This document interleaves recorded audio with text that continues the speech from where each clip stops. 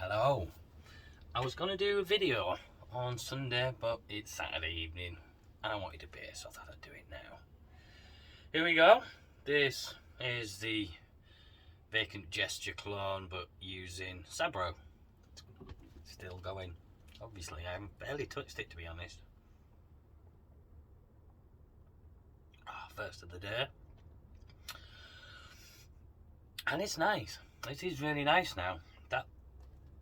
There is a final bitterness to it, a bit more old school than I have been generally brewing of late, so in the last few years. But yeah, it's a nice beer.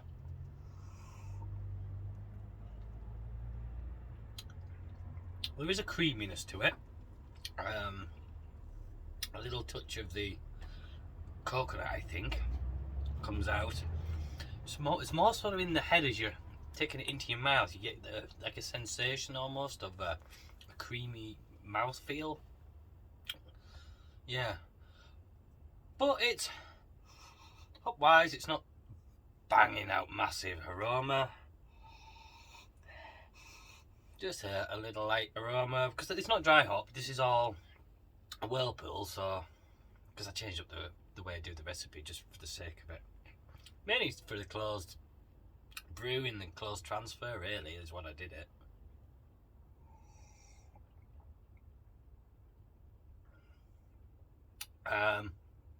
Yeah, it's a very good beer. Well, this week I wanted to have a conversation about the malt biller. Not a big one, just a little conversation. I bought the G30 rolled plates when they first came out. And when they first came out, they were priced at $59.99, and everyone was going off on it, saying, "Wow, what a ridiculous price!" And that Martin Rake, I think it's called Martin Rake, for a malt miller, posted in YouTube that there's been a mistake in the pricing. It's supposed to be $49.99.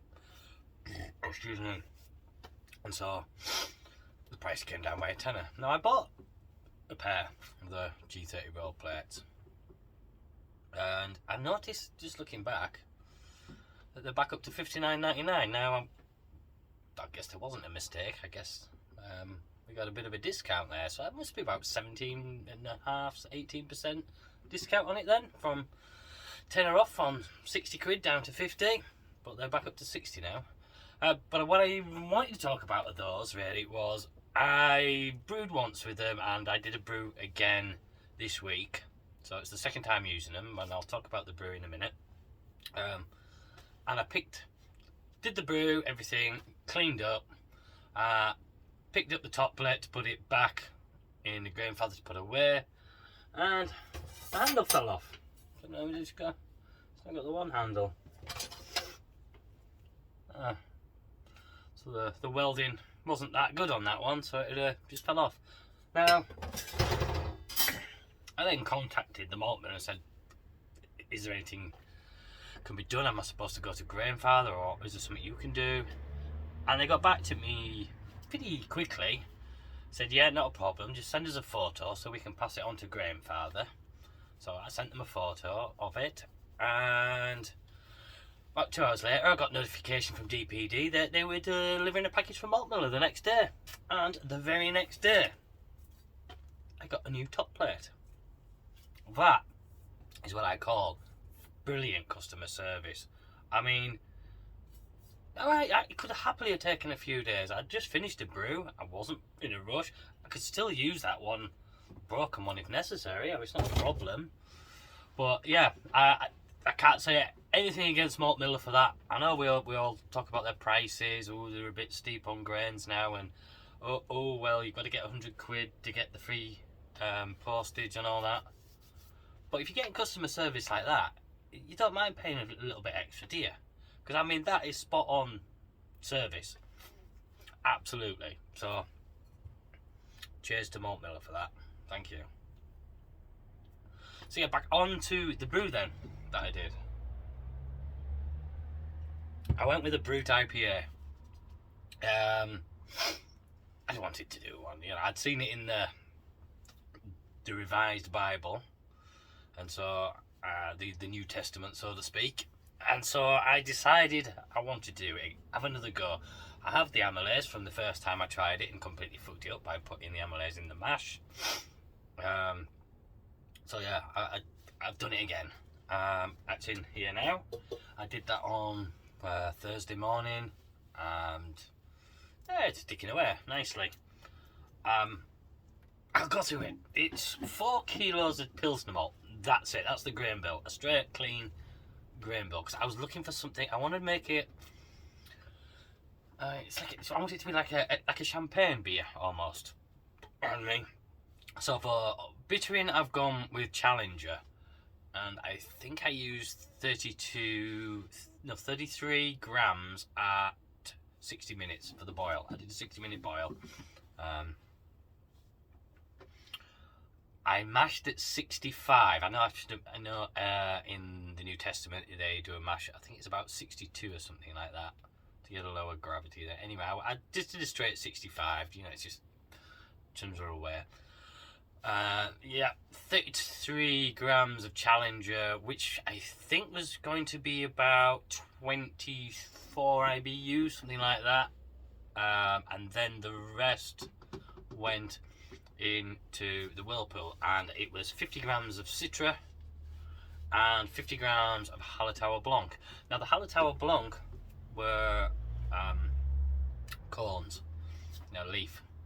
It's the first time I've used leaf in a few years now. I don't buy leaf, and they were gifted to me by my Secret Santa last year, and I'd not got around to using them. They just sat there staring at me going, use me, and I kept looking at them going, yeah, but you're leaf, and I really don't like leaf. Anyway, I did it, I used it.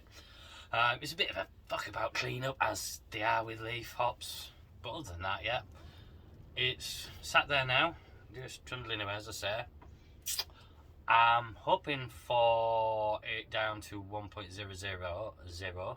It started at 1.045, so I should end up with nearly I think it's about a 6%er. Could be, about a 6.2%, something like that. It should come out, hopefully, depending how low it goes down. And now I watched Dino's video. He's just done his tasting video for his Nectaron Brut IPA, and he used a bit of wheat and a bit of crystal for colour, and he said that also with that bit of crystal it added a little edge of sweetness. Not, well, obviously he isn't sweet, but maybe the mouthfeel of sweetness, something he said adds almost a taste at the tongue. Just took the edge off what could have been very dry. Now I want the very dry because I want it almost like champagne, hence why I've gone with Citra and Hallertau Blanc. If I'd had Nelson Savannah to use that instead of the Citra probably, but yeah, I want quite a very dry kind of beer. So hopefully that'll turn out well. And yeah, Dino sounded very nice with the Nectaron, especially because I'd had James and the Giant Nectaron. I think it's the Arbor beer. Absolutely fantastic. Loved that beer. Really would love to brew a Nectaron, but then I saw the prices and went, oh, being a Yorkshireman, you know what I mean? It's just like, Jesus, 10 quid nearly for 100 grams. I was like, it'd have to be a very good recipe that went in, and I'd have to know really everything about it and then do it. But I want to get your best bang for your buck kind of thing. So that's the beer that's in at the minute. We've just got this vacant Sabro on to drink at the minute. The gin is still sat, just soaking up the flavours. So I think I'll give that another. It's darkened up a lot, and then I'll put it back through the filtration system through the charcoal, and bottle it. It's ready. I'll probably have a bit of a taste of it before it gets bottled, just to see what it's like, and hopefully I'll try and keep as much as possible of that to use for making the sloe gin later in the year. And I think that's pretty much all I have. The football's still on at the minute. I know there's quite a few matches just finished. I was interested to see Chelsea aren't playing this week. Don't know why they aren't playing this week, but yeah, they're not playing, which isn't good for my fantasy football. I think Basilich. All my bench is everyone on my bench is out injured, so that doesn't help. So having Basilich not playing, it's my own fault. I should really look, shouldn't I? Anyway, I didn't. I haven't done any walking this week. I don't know what's up with me. I've just been absolutely exhausted every day. I just feel so tired. I mean, today I'm up having a beer now, but I got up at 11. For fuck's sake, I never get up at 11 until I have the opportunity. I mean, I've been awake. I was just so exhausted coming out of bed, and I finally got out of bed because the young one went to a birthday party early this morning. I say early, 10 o'clock, 10 till 12. It's early for kids' birthday parties usually, up in the morning to lunch. And usually an afternoon thing, I know.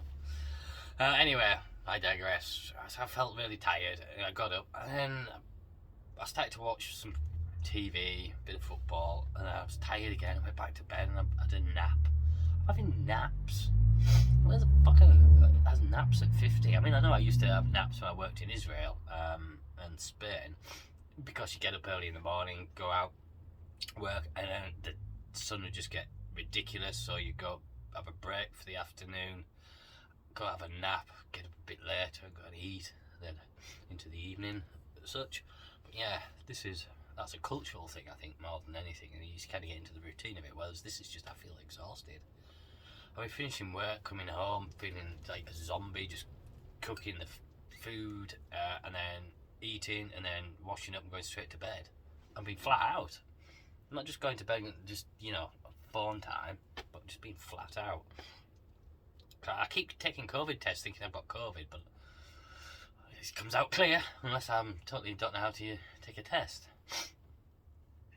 Yeah, so again today I just like, and right now I'm having this beer, but I still feel like I just close my eyes and go to sleep. It's really odd. So I need to get that out of the way. I really do, because it's really pissing me off. So I haven't had a walk this week. I just looked at the thought of looking outside and going, no, I just couldn't be arsed. I just can't. I just don't have the energy to do it. I really don't. Which is not good, really. And then the weather hasn't been brilliant. It's been dry. It's just been cold again. Back to being a bit bitter. Yeah, hopefully by next week I'll be up and punching and getting into the world again. But yeah, at the minute I'm just a bit tired and sort of drawn out. I noticed, and going back to BrewTubers, now I was going to do the video for the final part, which is sort of not new BrewTubers, but the rest of the BrewTubers that I haven't mentioned so far, that I am subscribed to, that I've heard about, that I know about, that etc. I mean, give me your own list. It'd be interesting to see what other people do. I just haven't had the energy to be bothered to go through and write it down and put it together. And I have told people also that I will be doing a list of the ones that I have already done, and I will tag them on to put them into the descriptions of the relevant videos. But I don't think I'll be doing the links for it though. I'll write them down and put it in. It's just a bit of a faff for me, because it just is. Everything just feels a faff. I just feel drained and empty. I will do that. I will put them in the descriptions just when I've got the energy to get round to doing it. The third part I will do maybe next week if I'm feeling up to it. But it was nice to see that again. Mr. Craig Neuberger has posted again. He is there, although his video's upside down. So I looked at it today and I was like, can I watch this? Can't I turn my phone upside down? It's just, the man's just a mental. I love him to bits. In ya. Get it in ya.